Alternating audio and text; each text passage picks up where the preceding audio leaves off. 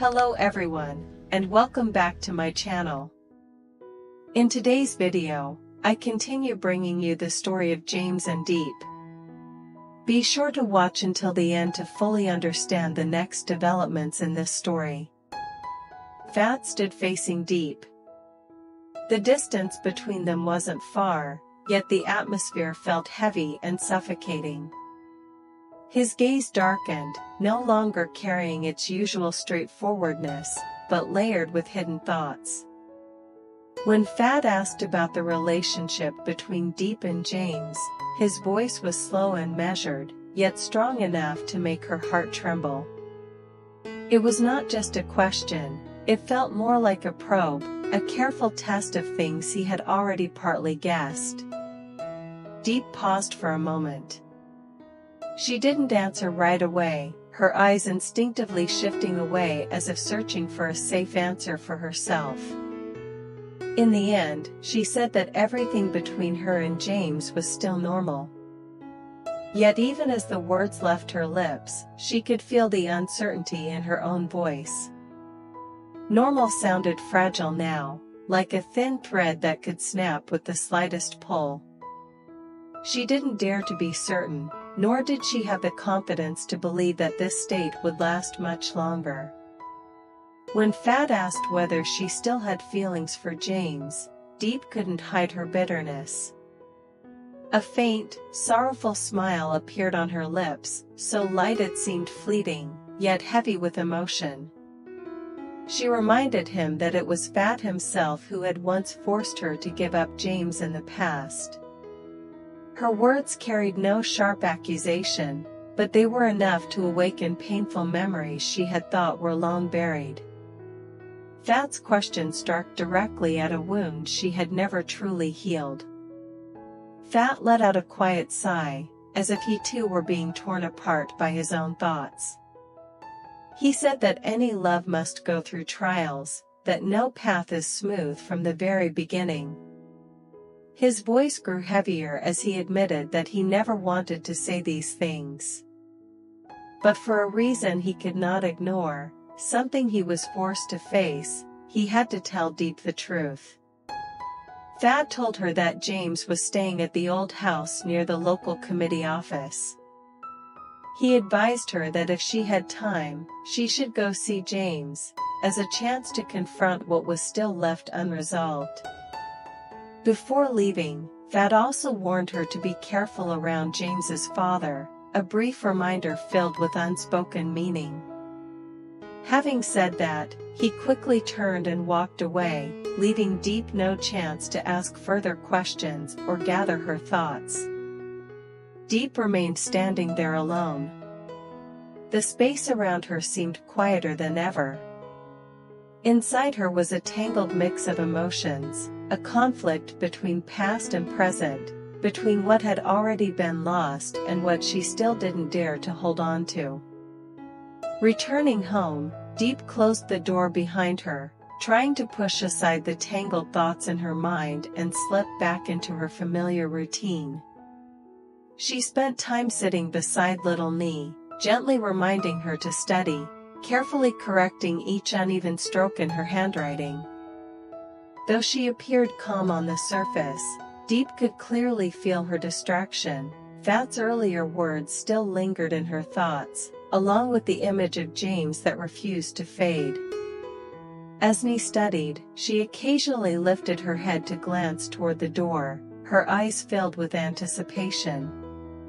She asked Diep several times whether James would come to visit today, her childish voice brimming with excitement. Diep smiled softly and answered with gentle words, even though she herself wasn't certain of anything. Time slipped by quietly, each minute feeling longer than usual, yet the door remained still, showing no sign that James would appear as promised. Disappointment gradually showed on Nee's face. The once bright eyes full of hope slowly dimmed, her lips pressing together as if trying to hold back her feelings. Seeing her like that, Diep's heart ached. She gently pulled Nee into her arms, stroked her soft hair, and comforted her in a soothing voice, saying that perhaps James was busy with work and couldn't make it today, but he would surely come another time. Though the words were familiar, repeating them once again weighed heavily on Diep's heart.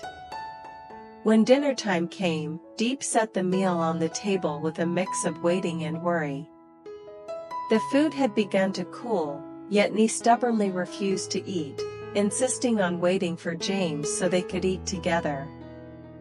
Faced with her daughter's pleading eyes, Diep reluctantly agreed, even as a vague sense of unease began to creep in. She glanced at the clock again and again, hoping to hear the familiar knock at the door, but only prolonged silence answered her. In the end, when all the waiting led nowhere, James still did not appear as he had promised. Diep let out a quiet sigh, trying to hide the disappointment in her heart. She gently served rice for Nee, coaxing her to eat while promising that she would speak to James about arranging his time better so they could all share a meal together. Only then did Nee pick up her chopsticks, though the sadness still lingered on her small face. The meal passed in an unusual silence. There was no laughter, no casual daily chatter, only the soft clinking of bowls and chopsticks, and long stretches of quiet. Diep ate while lost in thought, trying to swallow the heaviness in her heart.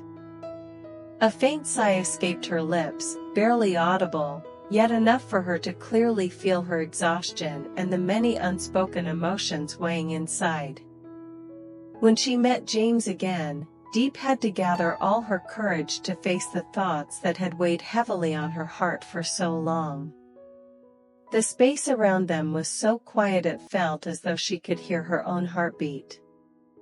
James stood before her, his familiar eyes still gentle, yet tinged with fatigue and worry. That alone made Diep's heart ache even more, for she knew they were both struggling to remain composed in this moment. Diep looked at James for a long time, as if trying to memorize every line of his face.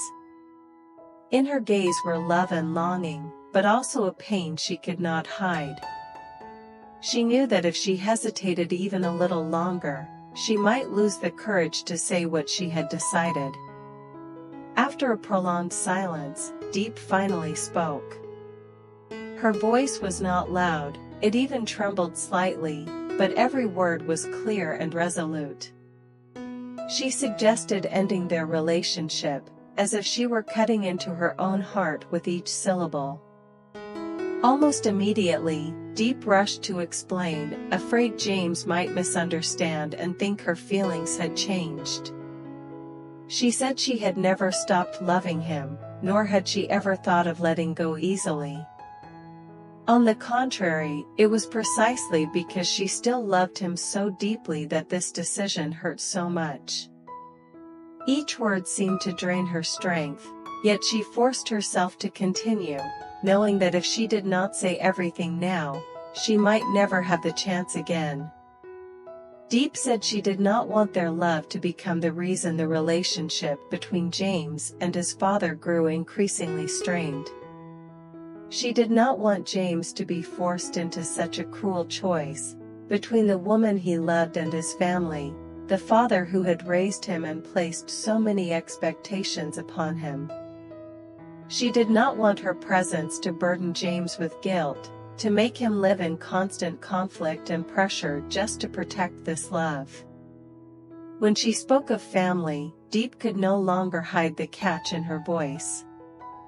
She slowly said that she had lost her parents at a very young age, and because of that, she understood better than anyone how precious family bonds were. To her, a father's love for his child was profound and sacred, something no amount of effort could ever replace once it was lost. Because she understood this so clearly, Diep could not bring herself to be selfish and keep James by her side, forcing him to stand against his own family. Diep said she did not want James to fight anymore, did not want him to live with a sense of guilt for the rest of his life. She would rather bear the pain herself than watch James carry wounds because of her. These words were spoken with a forced calm, but behind them lay countless sleepless nights of worry, thought, and self-reproach. James listened in silence. He did not interrupt, nor did he argue. His gaze darkened, the pain evident despite his efforts to conceal it. Perhaps James had already sensed this decision, yet hearing Diep say it aloud in that trembling voice still sent a sharp ache through his heart. He stood there quietly, as if trying to sort through the chaos of emotions within him, love, helplessness, and loss intertwined. In the end, James did not say as much as Diep had expected. He simply stood up, his voice low, saying that he had something he needed to take care of. There was no attempt to hold her back, no reproach, no resentment. He turned and walked away, his steps slow yet resolute. That familiar silhouette gradually faded from Diep's sight, leaving behind a cold emptiness spreading through her chest. Diep remained standing there alone, her hands unconsciously clenched as she struggled to keep herself from collapsing. In that moment, both she and James understood very clearly, this was not a separation born of faded love. On the contrary, it was precisely because the love was still so deep, because neither could afford to be selfish any longer, that they were forced to let go in pain.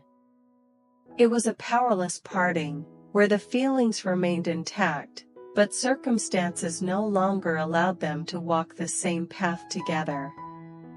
Life did not give Diep much time to dwell in sorrow. After days of tangled emotions, she was once again pulled back into the familiar cycle of making a living. Early in the morning, Diep was already at the pomelo orchard, working alongside others to harvest, sort, and pack each crate in preparation for sale. The repetitive manual labor, seemingly simple, was enough to tire her body, and just enough to keep her mind from thinking too much. Around her were scattered conversations about buying and selling, fluctuating prices, and whether today's orders were many or few.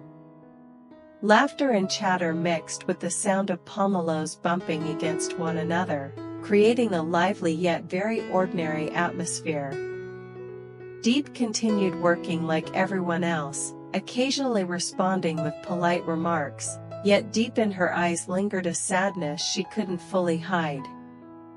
Despite staying busy, the emptiness left behind by the decision she and James had made remained intact in her heart. In the middle of the work, Diep quietly asked permission to go to the restroom.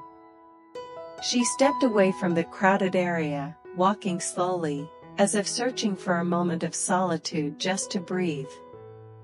It was in that seemingly ordinary moment that she suddenly froze. Her gaze stopped ahead, where a man had just passed by. That figure, the way he stood, the way he walked, even the familiar angle of his profile, made Diep's heart skip a beat. For a brief moment, she was almost unable to move, as if all the surrounding sounds had faded into the distance. Her heart tightened instinctively, a familiar yet confusing feeling surging in her chest. She didn't know whether it was truly James, or merely the shadow of someone she still couldn't forget, despite telling herself she had to let go. Diep stood still for a few seconds, her eyes following him in confusion. She couldn't be sure whether what she had just seen was real, or simply the result of emotions too deep, making her see that familiar image everywhere. Inside her, a storm of conflicting feelings swirled, caught between fragile hope and the fear of having to face emotions that had yet to fully heal. Was that man really James? Or was it all just an illusion born from a heart still filled with lingering attachment? Stay tuned for the next episode to discover what happens next.